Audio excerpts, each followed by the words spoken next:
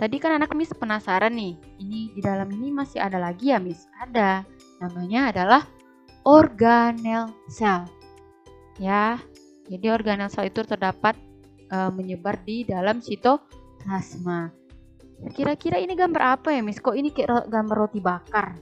Bukan, ini bukan roti bakar ya nak, yang ada sosis yang ini bukan. Ini adalah ya membran sel, ya bentuknya memang unik.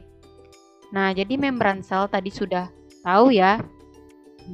Terdiri dari dua lapis yang mengandung fosfolipid bilayer. Kalau bilayer itu berarti dua lapis.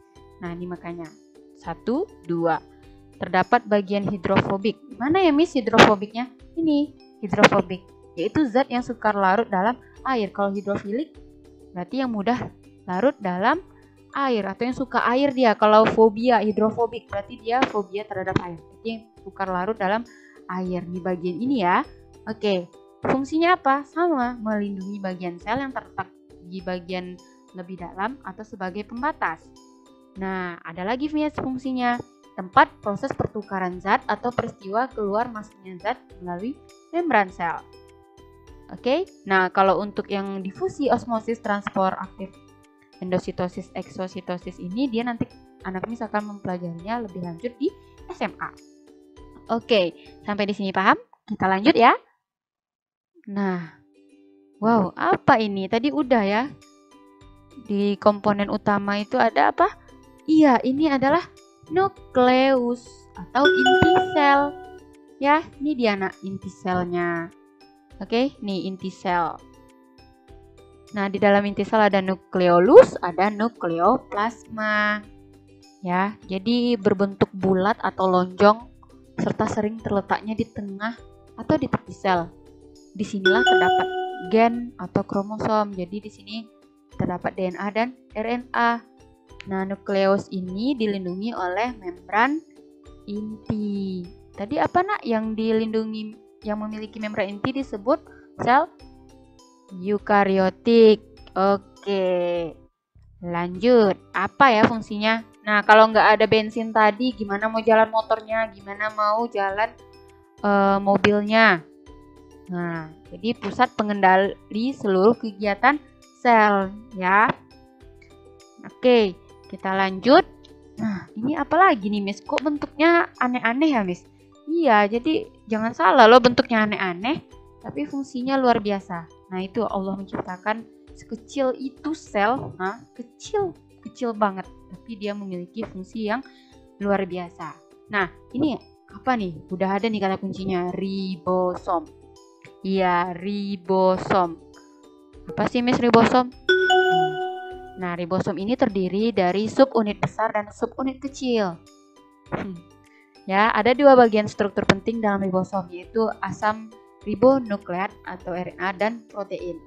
Nah, jadi kalau misalnya ada kata protein, apa fungsinya, Miss? Iya, tempat terjadinya sintesis protein. Nah, jadi biasanya ribosom ini dia menempel di retikulum endoplasma kasar. Dan ada juga ribosom yang bebas berada di sitoplasma. Sampai di sini paham? Berarti kalau fungsinya ribosom, tempat terjadinya sintesis protein. Fahim tum? Oke, lanjut. Nah, ini apa lagi nih Miss? Kok bentuknya aneh-aneh? Diingat ya, dilihat bentuknya. Di sini ada smooth ER dan rough ER. Dan di sini ternyata ada ribosom. Nah, ribosom ini yang kecil-kecil ini ya. Ini yang bulat-bulat kecil-kecil ini. Wow, apa ini? Ada yang tahu? Ya, ini adalah retikulum endoplasma atau RE kita singkatnya, ya. Di sini ada smooth ER, retikulum endoplasma halus dan retikulum endoplasma kasar. Jadi di sini kalau anak Miss tahu, nih kenapa ya disebut RE kasar? Coba lihat nih. Ada dia ditempeli apa ya tadi yang Miss Mita bilang? Pintar, karena dia ada banyak ribosom. Nah, di sini ditempelnya ada ribosom. Makanya dia disebut retikulum endoplasma kasar. Ingat ya. Nah, sedangkan Retikulum endoplasma halus? Iya, tidak ditempeli oleh ribosom. Lalu karena dia ditempeli ribosom, apa ya Miss fungsi dari retikulum endoplasma ini? Nah, kalau untuk yang kasarnya tempat sintesis protein. Tetapi kalau misalnya untuk RE halus, membantu proses metabolisme seperti sintesis lemak, metabolisme karbohidrat, terus detoksifikasi obat-obatan, terus tempat melekatnya reseptor pada protein membran sel. Masya Allah, dia kecil-kecil cabai rawit ya. Ini memiliki fungsinya yang berbeda-beda, jadi sangat kompleks. Masing-masing dari organel sel ini memiliki fungsi tertentu. Karena sel itu kecil banget, nak. Ya, oke. Kita lanjut ya. Ayo diingat dan dicatat. Dilihat gambarnya. Oke. Nah, ini apa lagi ya, Miss? Kayak labirin gitu atau kayak hotdog. Ada liku-likunya gini. Di sini ada clue-nya loh. Ya, mitokondria. Untuk yang selanjutnya, organel selnya ada mitokondria. Nah, di sini anak Miss pasti ingat ya. Coba dilihat gambaran, dilihat. Ya, tolong dilihat, diamati. Wah, ini gambar mitokondria. Oke, kira-kira struktur mitokondria jelas ya. Ada matriks, ada outer membran, ada inner membran. Lalu ada krista. Nah, nih. Sangat kecil, berbentuk elips dengan ukuran 0,5 milimikron. Masya Allah, kecil. Tapi fungsinya, mari kita lihat. Ada membran luar, membran dalam, ruang antar membran, matriks, dan ada krista. Fungsinya ini, the powerhouse. Ya, julukannya the powerhouse, penghasil energi. Karena tempat terjadinya respirasi sel kecil-kecil juga menghasilkan energi. Ya sayang, di dalam tubuh kita ini ada banyak jutaan sel. Jadi ini dia fungsinya mitokondria ini untuk penghasil energi. Ingat ya, bentuknya seperti labirin atau seperti hotdog ini adalah mitokondria. Lanjut, apalagi ya Miss ini? Nah, coba lihat yang ditanda ini apa namanya? Iya, vakuola. Kok beda ya Miss? Yang ini ada warna hijau, yang ini warna kuning. Nah, nanti ya. Di sini ada clue-nya, ada sel tumbuhan. Ternyata anak Miss lihat vakuola di tumbuhan bagaimana? Ya, besar. Sedangkan yang di vakuola hewan kecil. Nah, mari kita lihat. Jadi ruangan yang terdapat di dalam sel. Nah, biasanya sel tumbuhan yang sudah tua, vakuolanya besar. Nah, seperti ini. Ya, dan berisi cadangan makanan serta pigmen. Sedangkan pada hewan itu kecil. Nah, vakuola ini mengandung garam organik, glikosida, butir pati, dan enzim. Oke, apa sih Miss fungsinya? Kalau pada tumbuhan, itu sebagai pembentuk tekanan turgor sel. Tempat menyimpan bahan tertentu. Artinya di sini tempat menyimpan cadangan makanan. Oke, ingat ya. Kita lanjut. Nah, ini ada badan Golgi atau aparatus Golgi. Ingat ya nak, bentuknya seperti ini. Dia hampir mirip dengan apa tadi ayo? Iya, hampir mirip dengan retikulum endoplasma. Tapi nanti kita lihat di mana sih letak perbedaannya. Tentu beda ya. Dari namanya aja udah beda. Oke. Nah, di sini strukturnya berlapis-lapis. Benar kan berlapis-lapis nih. Nah, yang ditutupi oleh membran. Ini dia. Ada kayak ruangan-ruangan berlapis-lapis itu. Memiliki dua bagian. Bagian cis dan trans. Bukan trans TV ya. Nah, tapi cis dan trans.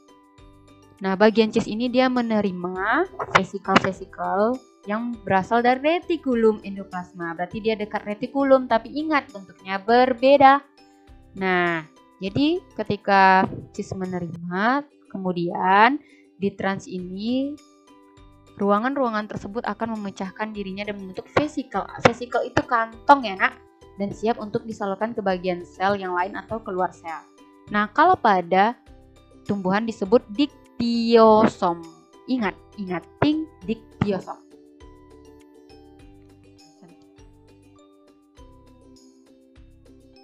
Oke, nah tadi sudah struktur badan Golgi, kita masuk ke fungsi. badan Golgi. Nah, jadi fungsinya itu adalah sebagai sekresi sel. Ya, kenapa? Karena dia nanti akan membentuk sebuah vesikula atau kantong dan kemudian membentuk membran plasma, tempat memodifikasi protein, membentuk lisosom. Ingat, membentuk lisosom. Membentuk akrosom pada spermatozoa yang berisi enzim untuk memecah dinding sel telur. Jadi ini dia fungsinya ya, badan Golgi. Membentuk lisosom, membentuk membran plasma dan sekresi sel. Oke sayang? Oke, kita lanjut ya. Nah, tadi di fungsi badan Golgi ada membentuk lisosom. Apa itu lisosom? Nah, lisosom itu dia organel di dalam sel hewan yang berbentuk bulat serta dibatasi oleh sistem membran tunggal. Diameternya kira-kira lebih dari 1,5 mikron dan letaknya dekat dengan badan Golgi karena setelah badan Golgi dia akan membentuk lisosom. Fungsi lisosom mengontrol sistem pencernaan intraseluler di berbagai kondisi. Nah, terdapat enzim hidrolitik. Ya, tolong diingat ya sayang ya. Yang berfungsi memecah protein, lipid, polisakarida serta fosfolipid. Nah, ini cuma terdapat di sel hewan saja. Oke, paham ya? Tadi apa yang membentuk lisosom? Ya, badan Golgi. Nah, ini apa nih Miss, ini hijau-hijau ini? Nah, sebelumnya, kalau hijau-hijau itu berarti sel ini terdapat di mana? Ada yang tahu? Nah, benar. Di sel tumbuhan. Apa ya namanya Miss? Plastida.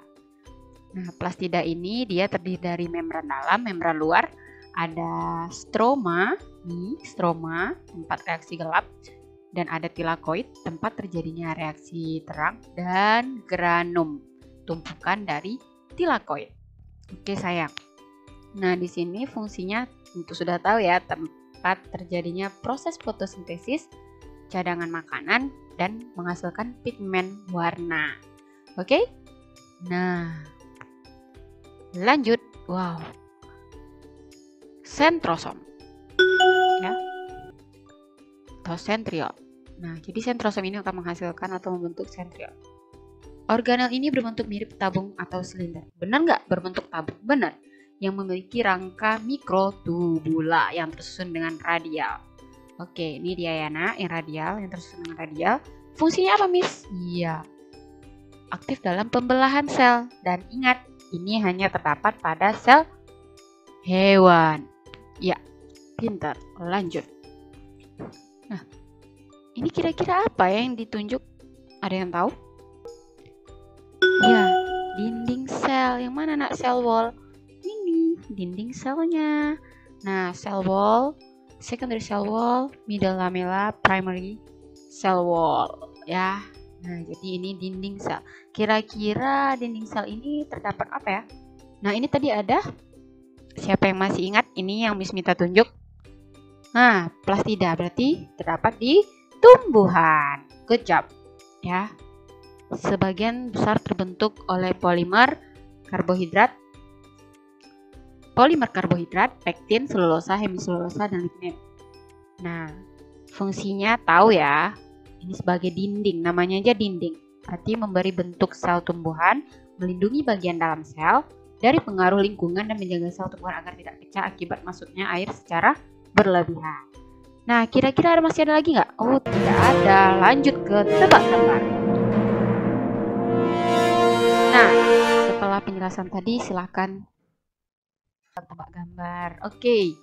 Nah, please guess it and always remember, guys. Oke, perkenalkan, aku adalah sebuah organel dalam sel penyusun tubuh kalian. Fungsi utamaku adalah sebagai sintesis protein, yang selanjutnya digunakan untuk pertumbuhan, perkembangbiakan, atau perbaikan sel yang rusak. Siapakah aku? Silakan dijawab. Ya, ribosom. Yang benar, good job, excellent, get 100. Nah, ini lagi. Aku adalah organel yang ditemukan oleh Bapak Camilio Golgi. Aku terdapat di dalam hewan maupun tumbuhan. Aku memiliki banyak fungsi. Dalam tubuh tumbuhan, aku membentuk dinding sel. Sedangkan dalam hewan, aku membentuk lisosom. Siapakah aku? Ya, pintar. Jawabannya adalah Badan Golgi atau aparatus Golgi. Good job. Tadi udah ada kata kuncinya ya, adalah Golgi. Nah, ini lagi. Aku adalah organel yang berbentuk seperti hotdog atau bulat tongkat. Fungsi utamaku adalah penghasil energi yang kalian gunakan untuk beraktivitas. Tanpa aku, kalian tidak dapat beraktivitas. Makin banyak aku, maka aktivitas yang bekerja juga berat. Siapakah aku? Oke, mitokondria. Pintar.